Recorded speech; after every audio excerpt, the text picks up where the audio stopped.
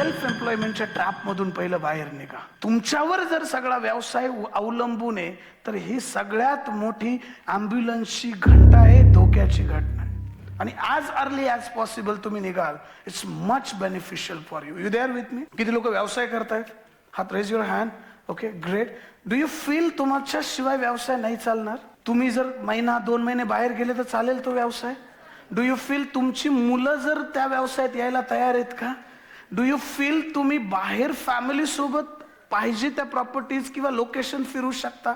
At least 3 तर देश दिवसाला वर्षाला पाहू शकता. 200 पेक्षा जास्त देश आहेत, वर्षाला 2च पकडा. 2 देश पाहिले तर ॲटलिस्ट पुढच्या 40 वर्षात तुमच्या 80 देश पाहून होते. भारत मोठा आहे ट्रॅव्हल करायला, आणि आज 40 पूर्ण झाले. किती देश व्हिजिट झाले आणि किती मोठे एन्जॉयमेंटचे प्रोटोकॉल. ज्या व्यवसायात पैसा कमवायला आले होते मग कुठे येतो?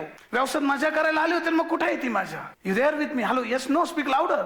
एक चायनीज माणूस खूप मेहनत केली, खूप पैसा कमावला, पण खूप स्वतः बिझी, सुंदर, अतिसुंदर त्याची बायको होती, पण लक्षच द्यायला वेळ नाही तिच्याकडे. कामात इतका बिझी, 18 तास पळायचा त्याच्यावरच सगळं, सारख्या मीटिंग. फिरायला चल नाही वेळ, काही शिकायचं नाही वेळ. फॅक्टरी उभी करतोय, कामच एकाच एरियाला उभं केलं. एक दिवस रात्री हार्ट अटॅक आला, गायब. अति एक चांगला हँडसम मुलगा फॅक्टरीत काम करत होता. मॅडम आणि त्याच्याबरोबर कम्युनिकेशन होतं. हस्बंड गेल्यामुळे ही यंग लेडी होती. त्या वर्करचं तिचं लग्न झालं. पुढे दोघांनी लग्न केलं, त्याला काही बोलताच येईना. हा फॅक्टरीचा मालक झाला.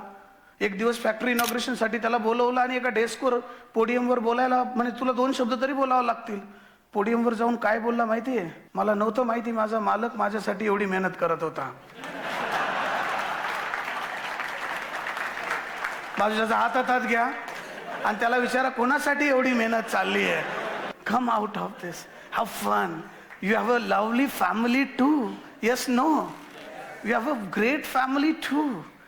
खूपसूरत परिवार आहे. तुम्ही मागं वळून पहा एकदा.